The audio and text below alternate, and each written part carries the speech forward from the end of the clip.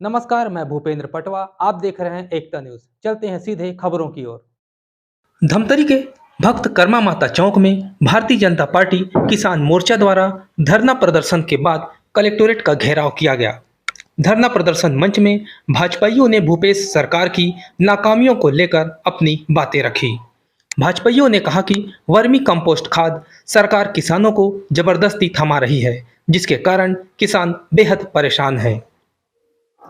सरकार अपने मुनाफे के लिए किसानों का उपयोग कर रही है। विशेष रूप से हमारे क्षेत्र के लाडली विधायक जिनका अभिवक्ता हम सुनना भी है, आप सबका सादर अभिनंदन करती हूँ। और आज मुख्य उद्देश्य है किसान भाइयों को लेकर के, क्योंकि आप लोगों ने देखा होगा कि 2003 की स्थिति, 3 के पहले जो स्थिति थी, आप सब जानते हैं, किसान भाई अच्छी तरह से जानते हैं कि उस समय जब किसान भाई हमारे धान बेचने के लिए जाते थे तो उनके धान को डुबो करके देखा जाता था। तब उस समय ऐसी स्थिति हो जाती थी कि पता नहीं हमारे धान को ये सरकार खरीद पाएगी कि नहीं पाएगी, क्योंकि उनकी नीयत ऐसी खोटी थी कि किस प्रकार से हम इनके धान को रिजेक्ट करें, हम किसानों के धान को बहुत ही कम खरीदी करें। उनका नियत था केवल अपने आप को दिखावा करना था, इसलिए हम धान तो खरीदी करते थे जरूर, लेकिन कहीं न कहीं कमी निकाल करके उस किसान भाई को वापस कर देते थे। उसके बाद से जब 2003 के बाद जब हमारी सरकार बैठी तो कितना बड़ा राहत मिला कि हमारे किसान भाइयों को बहुत ही आसानी से अपने धान को बेचना होता था और उनको किसी भी प्रकार की तकलीफें नहीं होती थी। और ये फिर से आ गई अड़ंगा 2018 में। अब 18 की स्थिति को तो आप सभी लोग जानते हैं, क्योंकि उन्होंने ये वादा किया था, कसम खाया था कि हम किसानों की हितैषी हैं, गरीबों की हितैषी हैं, हम गरीबों के मददगार हैं, हम हर पल उनके साथ हैं, ये उनका कहना था। और हम किसी भी प्रकार से किसान भाइयों के चेहरे में दुखी नहीं देखेंगे, हम हमेशा उनके साथ देंगे। लेकिन किसान भाइयों, आप लोगों ने देखा होगा, आप लोग खुद महसूस कर रहे हैं कि कैसी स्थिति है। आज धान बेच करके भी हमको पूर्ण तरीके से पैसा नहीं मिलता, लेकिन यौवन कभी नहीं हारा, एक निमिष की बात नहीं है मित्रों, तीर संघर्ष हमारा। भारतीय जनता पार्टी की सरकार है साहब, जो गांव गरीब और किसान के हितैषी अगर कोई है तो भारतीय जनता पार्टी की सरकार है। मैं बोला था ना कि कांग्रेस के घोषणा पत्र से सरकार नहीं बने, जब तक गंगा जल नदी उठाई साहब तब तक सरकार नहीं बनी। पहली बार हिंदू दर्शन के गंगा मैया याद करी, प्रसन्न हो गए गंगा मैया। जो लक्ष्य माननीय अमित शाह देने से माननीय जयचंद्राकर रंजना जी अब की बार 65 बार गंगा मैया मतलब पास करा ये में कोई कांग्रेस के कोई संघर्ष कुछ नहीं है। गांव के बारे में अगर पहली बार सोची भारतीय जनता पार्टी की सरकार तो माननीय अटल बिहारी वाजपेयी जी की सरकार बनी। गांव में सड़क बनाए शुरुआत हुई तो अटल बिहारी वाजपेयी जी की सरकार शुरू करी। होकर बाद किसान मन के लिए किसान क्रेडिट कार्ड, एक सेठ मारवाड़ी में बैठे हो, बुरा मत मानना, 3% जो ब्याज में दे रही थी और पैसा 0% ब्याज वही साहब, ये भारतीय जनता पार्टी की सरकार है। कहाँ गया वो पैसा किसी को नहीं मालूम। क्या कांग्रेसी कार्यकर्ता के घर चला गया ये पैसा? इस शराब की शेष में 600 करोड़ स्वास्थ्य और शिक्षा के लिए मिला। विधानसभा में फिर प्रश्न पूछा, ये सरकार बता नहीं पाई कि 600 करोड़ पैसा गया कहां, किसकी जेब में गया, कौन से मंत्री के घर तक पहुंचा, कौन से विधायक के बंगले तक पहुंचा, कौन से कार्यकर्ता के घर में पहुंचा। 1100 करोड़ रुपए शराब के शेष में फिर मिले गौठान के लिए। गौठान की हालत आप इस प्रदेश में देख रहे हैं। कहां गया पैसा? सरकार खुद ढूंढती रह गई प्रश्नों के उत्तर में कि ये 1100 करोड़ रुपए कहां गए। कहीं पर गौठान में 1 रुपया खर्च नहीं हुआ। माननीय अजय चंद्राकर जी ने मुख्यमंत्री से पूछा कि आप उत्तर में कहते हैं कि 600 करोड़ का हमने पैरा ढुलाई कर दिया, तो भैया किसके घर पैरा ढुलवाया ये भी तो बता दीजिए। क्या मुख्यमंत्री निवास में पैरा ले गए? पैरा ले गए। तो जब किसान भाइयों ने गौठान में पैरा दान किया तो ये 600 करोड़ रुपए का हिसाब सरकार को देना पड़ेगा। ये मुख्यमंत्री के घर का पैसा नहीं है, ये कांग्रेसी कार्यकर्ता के घर का पैसा नहीं है, ये पैसा है हमारे छत्तीसगढ़ के किसान भाई का पैसा है। और इस पैसे के पाई पाई का हिसाब इस प्रदेश की सरकार को देना पड़ेगा।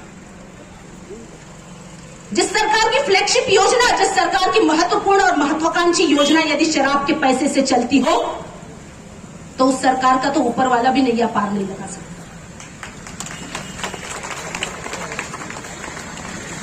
ये गौठान कहते हैं।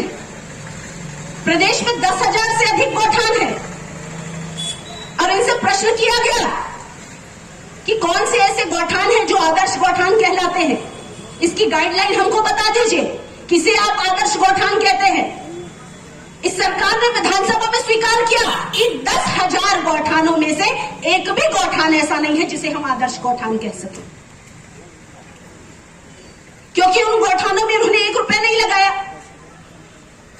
केवल और केवल सरपंचों से जबरदस्ती वसूली करके उस पैसे को गौठान में लगाया गया। कहां गया पैसा किसी को नहीं मालूम। कर्जे में डूबी है सरकार। 63,000 करोड़ रुपए 4 सालों में सरकार ने कर्ज लिया। 700 करोड़ सालाना ये ब्याज पटाते गए। भारतीय जनता पार्टी के कार्यकर्तागण और साथ में मैं तो ये बोलूं कि भारतीय जनता पार्टी के कार्यकर्ता के पहले सब कोई किसान है। तो यहाँ जितने बैठे हुए हमारे किसान भाई बहनी मन कि आज के यह आंदोलन आज से चालू लगातार होते कि भारतीय जनता पार्टी के द्वारा आप देखे हो कि गर्मी के महीना में भी चाहे वो गौठान के माध्यम से हो, चाहे इकर नरवा गरवा बाड़ी के बात हो, चाहे विभिन्न जितना इकर फ्लैगशिप जो योजना है जिकर माध्यम से मन बड़े बड़े घोटाला करते, वो चीज के पोल खोले के काम भारतीय जनता पार्टी के कार्यकर्ता गांव गांव जाकर ये जो भाजपा के जो काम करते वो कोई दिखावा या सेटिंग वाला काम नहीं रहा है। जैसे इकर भेंट मुलाकात मुख्यमंत्री जी के चलते कि जब पूरी तरीके से सेट मुलाकात होते और हर कोई सेटिंग रखे कि कौन ना क्या चीज बोलना है, कौन समय में क्या चीज बोलना है। लेकिन भारतीय जनता पार्टी के कोई भी कार्यक्रम, कोई भी आयोजन भारतीय जनता पार्टी के एक कार्यकर्ता के माध्यम से गांव गांव तक, गली गली तक, वार्ड वार्ड तक वो कार्यक्रम होते और ये सरकार के पर्दाफाश करे के प्रयास भारतीय जनता पार्टी करा। मित्रों, जो चीज के हम किसान के मांग के बात करते हैं और अगर वो चीज में परम सम्मानीय पूर्व प्रधानमंत्री अटल बिहारी वाजपेयी जी की अगर हम बात करें, अगर उनका नाम नहीं लें तो मैं समझता हूँ कि वो सब चीज अधूरा रही। अगर कि छत्तीसगढ़ राज्य के निर्माता अटल बिहारी वाजपेयी जी रही ने, क्रेडिट कार्ड के पहले निर्माता अटल बिहारी वाजपेयी जी रही ने, हमारे खेत के रेट आज 20-25 लाख रुपए एकड़ हो गए। ओकर अगर कोई निर्माता है वो चीज फिक्स करने वाला है तो प्रधानमंत्री अटल बिहारी वाजपेयी जी के प्रधानमंत्री सड़क है। और ओकर बाद जब छत्तीसगढ़ में भारतीय जनता पार्टी के डॉक्टर रमन सिंह के सरकार बनी तो हम सब जाना था कि किसान मन पर जो जो काम हुए अगर वो बताबो तो अभी से लेकर रात हो जाए। भारतीय जनता पार्टी किसान मोर्चा और जिले के अन्य किसान भाई भी आज इस धरने में वो शामिल हुए हैं। जिस तरह सरकार की वादा खिलाफी पौने 5 साल हो गए हैं, ये सरकार हमसे झूठ बोलती रही, हमने कर्जा माफ़ किया, कर्जा माफ़ किया। केवल अल्पकालीन कर्जा माफ़ किया है, मध्यमकालीन दीर्घकालीन कर्जा अभी तक सरकार ने माफ़ नहीं किया है। किसान उस विषय को लेकर भी आए हैं। अमानक खाद, वर्मी कंपोस्ट खाद है जो कहते हैं कि गौठान में तैयार हुआ है, जो किसी भी प्रकार से वेरीफाई नहीं किया गया है कि ये किसानों के लिए उपयोगी है या नहीं है। ज़बरदस्ती किसानों को उन खाद को पकड़ाया जा रहा है। 30 किलो का पैकेट वो बनाकर दे रहे हैं जिसमें 20 किलो ही खाद निकल रहे हैं और पैसा किसानों से 30 किलो का लिया जा रहा है। तो कैसा अन्याय है किसानों के साथ। हमारे किसान भाई लगातार हर विषय पर मुखर रहे हैं और स्थायी पंप कनेक्शन के लिए वो लगातार मांग कर रहे हैं। पूरे प्रदेश में 1,32,000 से भी अधिक आवेदन लंबित हैं जिस पर सरकार ने अभी तक कोई चर्चा नहीं की, कोई विचार सरकार ने नहीं किया और यहाँ के हमारे किसान भाई मांग करते गए। विद्युत की कटाई इतनी ज़्यादा हो रही है कि किसान परेशान हैं। और बार बार वो शासन प्रशासन से आग्रह कर रहे थे कि हमको पर्याप्त मात्रा में बिजली की व्यवस्था कराइए, लेकिन 7 से 8 घंटे विद्युत बंद रहता है। तो ये किस तरह किसानों के साथ न्याय है? ये सरकार किसानों की बात करती है, किसान हितैषी बनती है सरकार, लेकिन कहीं ना कहीं किसानों के साथ जिस तरह का दुर्व्यवहार हो रहा है, आज आप देख रहे हैं किसानों के साथ पुलिस कैसा व्यवहार कर रही है। ये केवल झूठ बोलने वाली सरकार है, कोई किसान हितैषी सरकार नहीं है। और अपने विषय को लेकर हमारे किसान भाई यहाँ पर उपस्थित हुए। जी, कुल 4 मांगों को देकर ज्ञापन दिया गया है। इसमें जो गौठानों के माध्यम से वर्मी कंपोस्ट का वितरण किया जा रहा है उसके संबंध में है कि उसमें कुछ मिट्टी विट्टी मिली है, ऐसा कुछ, तो उसका हम लोग अभी तत्काल रूप से जांच करते हैं कहाँ का ऐसा मामला है। बाकी वर्मी कंपोस्ट तो सही रूप से ही दिया जा रहा है किसानों को। शिकायत नहीं है सर? जी, अभी तो किसी ने लिखित में शिकायत नहीं की है। और दूसरा एक मामला जो है किसान सम्मान निधि के रूप में है, तो प्रधानमंत्री किसान सम्मान निधि का जो है लगभग हमारे यहाँ 100% जो है EKYC किया जा चुका है, तो इसमें भी किसी प्रकार की दिक्कत नहीं है। नहीं तो देखिए, अभी ऐसा है कि जहाँ अमानक या फिर एक्सपायरी दवाइयाँ पाई गई थी उन्हीं को सील किया गया और कार्यवाही की जा रही है। ये तो विभाग की जो नियमित चलने वाली कार्यवाही है, इसमें किसी प्रकार की कोई ऐसे विशेष रूप से कुछ अलग नहीं किया जा रहा है इसमें। धरना समाप्त करने के बाद भारतीय जनता पार्टी किसान मोर्चा कलेक्ट्रेट घेराव के लिए निकल पड़े। नारेबाजी करते हुए भाजपाई पुलिस द्वारा लगाए गए बैरिकेड्स को तोड़कर कलेक्ट्रेट के मेन गेट तक पहुंचने की कोशिश की। दूसरा गेट पार कर भाजपाई जब मेन गेट तक पहुंचे, यहां भाजपाइयों और पुलिस के बीच जमकर झूमाझटकी हुई। भाजपाइयों ने पुलिस पर बर्बरता पूर्वक पेश आने का आरोप भी लगाया और काफी देर तक पुलिस को माफी मांगने की बात पर अड़े रहे। युवा मोर्चा जिंदाबाद जिंदाबाद जिंदाबाद। तख्त बदल दो, ताज बदल दो, बेईमानों का राज बदल दो। तख्त बदल दो, ताज बदल दो, बेईमानों का राज बदल दो। बघेल मुर्दाबाद मुर्दाबाद मुर्दाबाद। बघेल मुर्दाबाद मुर्दाबाद मुर्दाबाद। किसानों को छलना बंद करो, बंद करो, बंद करो। आगे लड़ाई है। मोर्चा जिंदाबाद जिंदाबाद जिंदाबाद जिंदाबाद जिंदाबाद। युवा मोर्चा जिंदाबाद जिंदाबाद जिंदाबाद।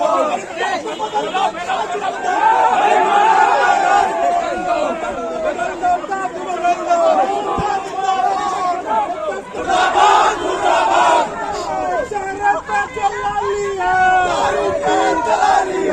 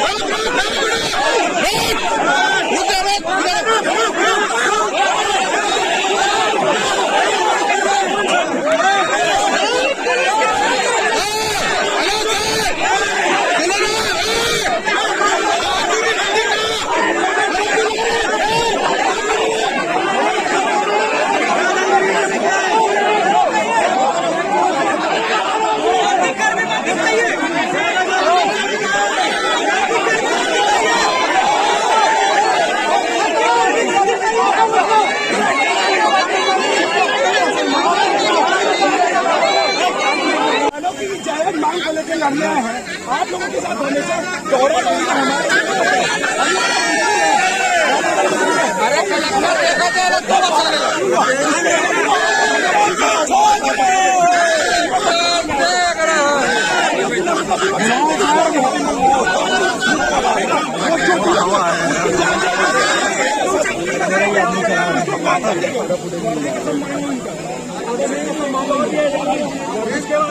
नहीं सर, इस पर क्या कार्रवाई माइकल हाल में दम नहीं है मुक्ति नहीं, हमने गाने नहीं बताया बाहर निकलेंगे। आप बताओ, अगर गुनहगार है तो आप सबको जेल में डाल दो ना, जेल में डाल दो। अरे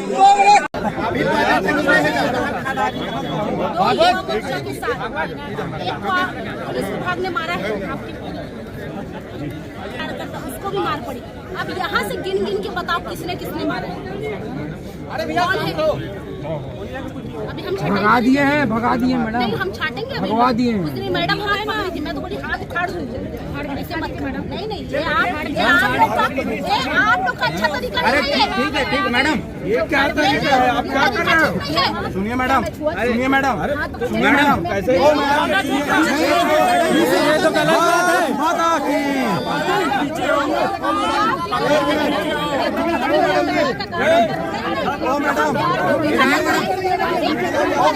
हमारी शांति की परीक्षा मत दीजिए आप, हमारी शांति की परीक्षा मत दीजिए आप। चुनी हुई जनप्रतिनिधि के साथ ऐसा नहीं भी आप बदतमीजी क्यों हमारी विधायक के साथ? चुनी हुई जनप्रतिनिधि है, चुनी हुई जनप्रतिनिधि है, बता दे रहा हूँ, रोक नहीं पाओगे युवा मोर्चा को आप।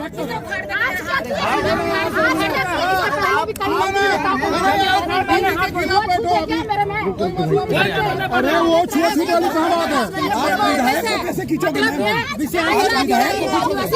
आज किसान मोर्चा के द्वारा कलेक्ट्रेट घेराव का कार्यक्रम रखा गया था।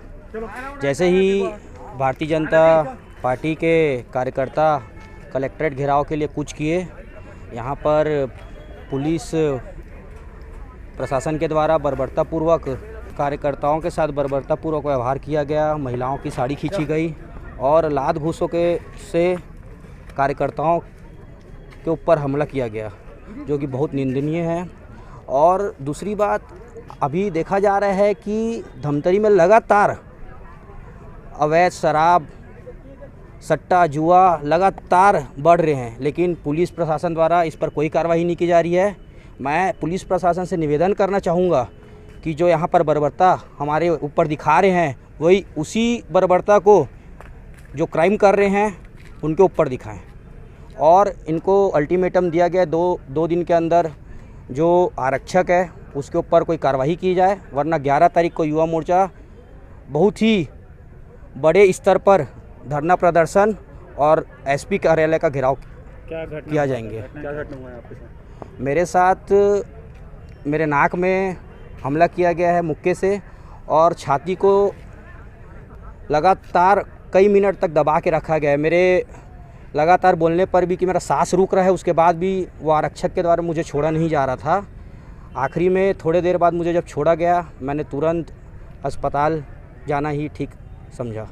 बीजेपी वाले आरोप लगा रहे हैं कि उनके कार्यकर्ताओं से पुलिस वालों ने मारपीट की है, इस पर क्या कहना है? नहीं, यह सरासर गलत है। किसी प्रकार की भी पूर्व में भी उनको ब्रीफ किया गया था, किसी प्रकार का बल प्रयोग नहीं किया गया है और नहीं आगे भी किया जाएगा शांतिपूर्वक उनको। लेकिन उनके द्वारा भीड़ में धक्का मुक्की हुई है, उसमें उनके पक्ष के लोगों को भी किसी को चोट लगी, हमारे पुलिस वालों को भी चोट लगी है। मैम, आपके द्वारा उनके द्वारा ये भी आरोप लगाया गया कि आपके द्वारा दो मुक्की दिखाया कर उखाड़ लो वाला ऐसा कुछ शब्द बोला गया। इसमें विधायक महोदय के द्वारा आपके वीडियो में भी आया होगा, उनके द्वारा बोला गया कि मेरा हाथ, मैं एक एडिशनल एसपी हूँ, मेरा हाथ उखाड़ दूंगी। तो मेरे द्वारा कहा गया कि हाँ, ये लीजिए, मैं खड़ी हूँ सामने, मेरा हाथ उखाड़ लीजिएगा। मेरे द्वारा कहा गया, उनके द्वारा मुझे धमकी दी गई कि मैं तुम्हारा हाथ उखाड़ दूंगी। आज बस इतना ही। अगले बुलेटिन में फिर मिलेंगे, तब तक के लिए नमस्कार।